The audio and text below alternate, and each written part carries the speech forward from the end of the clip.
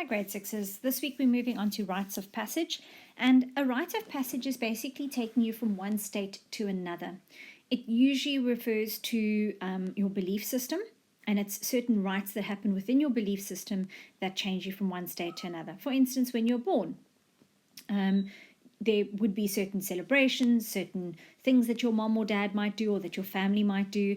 If you are part of a particular religion, there might be certain celebrations that may need to happen when a baby is born.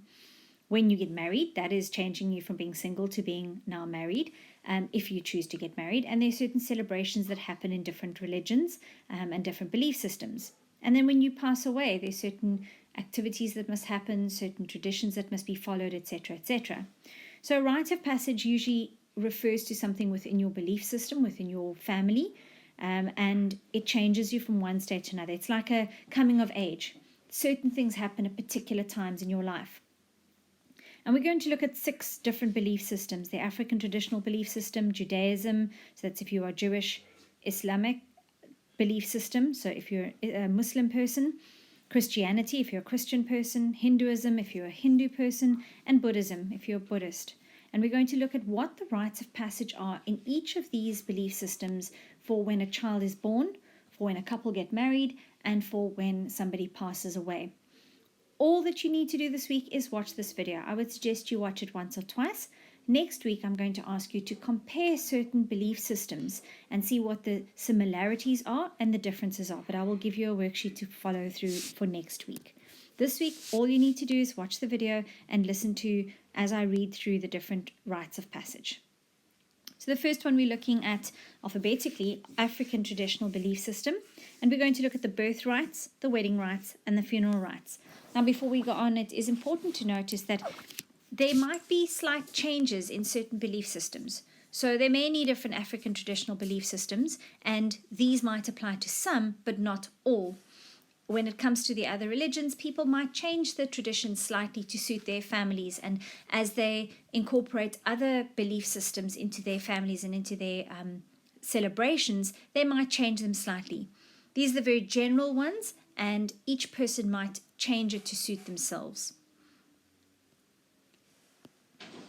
Birth rites. In African traditional communities, the mother gives birth at home with the help of an older woman, for example, the baby's grandmother. The mother is expected to stay inside her house for at least 10 days after the birth. After that, a goat is sacrificed and friends and relatives gather to celebrate the arrival of the newborn baby. By this time, the umbilical cord has dropped off. This is seen as a sign that the baby not only belongs to the mother, but to the whole community.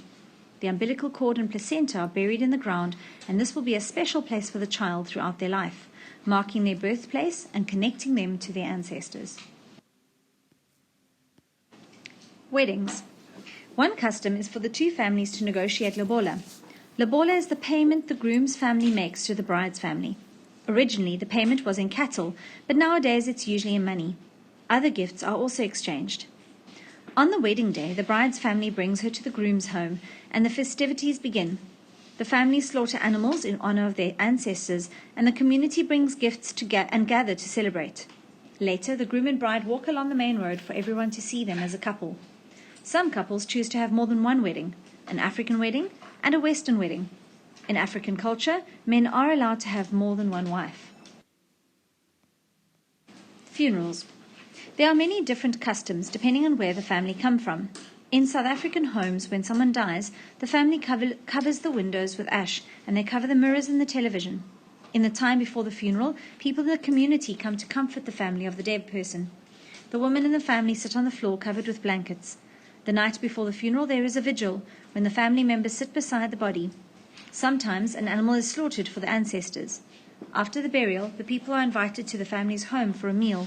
For at least a week after the funeral, the bereaved people mourn by staying at home and wearing black clothes. In some communities, there is a home-bringing ceremony. After a few months, the family slaughter a beast and go to the graveyard. They ask the ancestors to let the deceased person come home, and they bring some of the earth from the grave back with them. These are mostly ancient African customs, but many Christians still follow them. Next, we're looking at the Buddhist birth rites, wedding rites, and funeral rites. Birth rites. Family members prepare a cradle and clothes for the new baby. Tools and books are placed in the boy's cradle. Needles and thread are put in a girl's cradle. When the umbilical cord is cut, it is packed in salt and buried under 2 coconut trees. Weddings.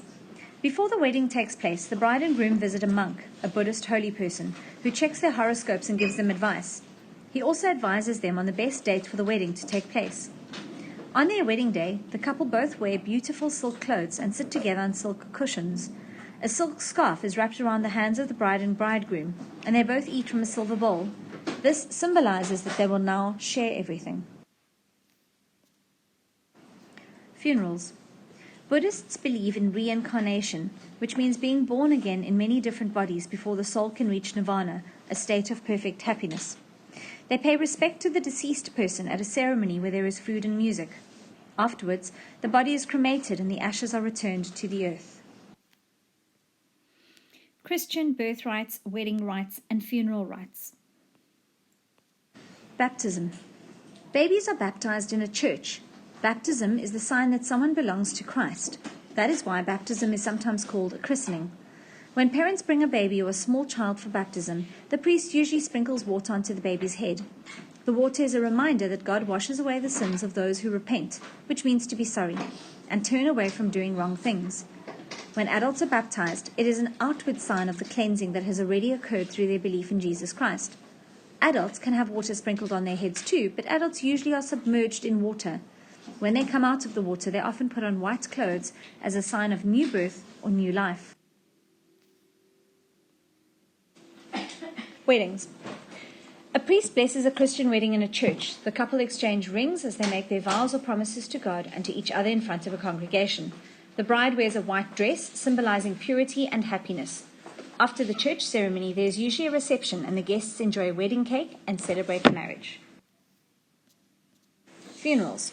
People usually wear black or dark colors to a funeral. The body is put in a coffin and brought to a church. Sometimes family and friends are allowed to view the body before the coffin is closed. After prayers and a sermon, the body is buried in a graveyard or taken to be cremated. Some people hold a wake before the funeral. Friends and family gather to share their stories about the dead person and to celebrate the person's life. Hindu birth rites, wedding rites, and funeral rites. Hindu rites of passage are called samskara. This means making perfect. Birth. The first samskara happens before a baby is born and is for the protection and health of the baby and mother. Relatives and friends bring gifts for the coming baby. As part of the ceremony, the father parts the mother's hair and places vermilion, a red coloring, in her parting. There are special songs, called mantras, and a fire ceremony. After the ceremony, everyone enjoys a special meal. When the baby is 11 or 12 days old, there is a name-giving samskara. The mother and baby are given a ritual bath. Then the mother dresses the baby and puts a little beauty mark with kohl on its cheek. The father holds the baby and the priest blesses the baby and says prayers to all the gods and to the ancestral spirits. He also blesses the sheet of paper on which the baby's horoscope is written. Then the father whispers the baby's chosen name in its right ear. The relatives and friends bless the child and touch its lips with honey. If the baby licks its lips, everyone is happy. Weddings. In the old days, Hindu parents chose who their child would marry, but usually they would consult with their son or daughter. Both the groom and the bride, separately, sometimes have a beautification ceremony before the wedding. The bride and groom are rubbed with a paste of chickpeas, turmeric, and rose water. The bride often has beautiful designs printed with henna on her hands and feet. At the ceremony, the bride and groom make their vows to each other, surrounded by family and friends. They often exchange sweets, rings, and garlands of flowers. Another custom is to light a fire, and the bride goes around the fire 7 times. Funerals. Hindu funerals happen as soon as possible after the death. The friends and family attend the service in the funeral home and a mantra or prayer is said. They put flower petals on the body and talk about the qualities of the dead person. Afterwards, the body is cremated at a crematorium. The family stays in mourning for 2 weeks. Islamic birth rites, wedding rites, and funeral rites. Birth. Muslim fathers welcome their babies into the world. As soon as the baby is born, the father whispers a special prayer in the baby's ear. He then rubs sweet date juice on the baby's gums so that his or her first taste is of something sweet. After 7 days, they shave the baby's head and give money to charity.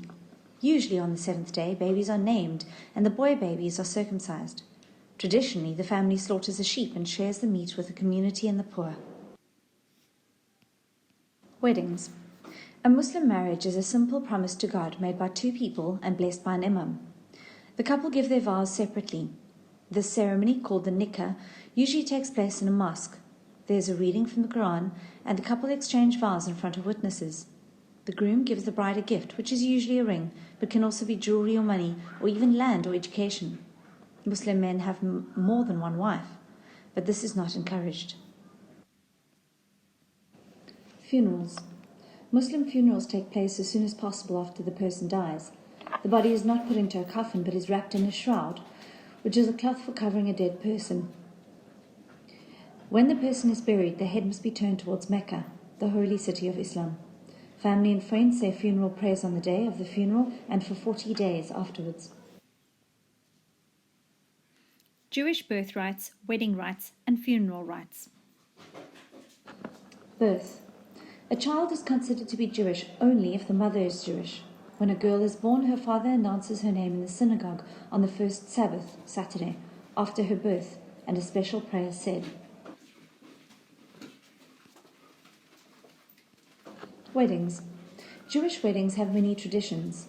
Commonly, the couple have a wedding contract called a ketubah. They are married under a wedding canopy called a chuppah. The groom gives the bride a ring. He also breaks a glass with his foot to remind people that even in times of joy, they must not forget the sad time when the temple in Jerusalem was destroyed. Later, there's feasting and dancing. Funerals. When a Jewish person dies, they clean the body, wrap it in a shroud, and put it in a plain wooden coffin. The burial must happen as soon as possible. The family tear their funeral clothes to show their sorrow. At the burial, they say a special prayer called a Kaddish. They say this prayer for the next year, sometimes every day. Each year after that, on the date of the funeral, the family lights a candle and says the Kaddish to remember the dead person. Right, grade sixes, so that's the video of the different birth rites, wedding rites, and funeral rites for the 6 different belief systems that we were looking at. Watch the video once or twice. Next week, we're going to look at some similarities and differences between the different rites, and I'll give you a little bit of a quiz to do on quizzes that you can go in and do just to check that you really got that information, because it was quite a lot of information. So I would definitely watch the video once or twice. Try and think of ways to find similarities in certain religious rites and differences. How are some things different? How are certain wedding ceremonies different? How are certain funerals different? How are certain birth rites different? And how are they the same? Until next week, hope you stay safe. Cheers.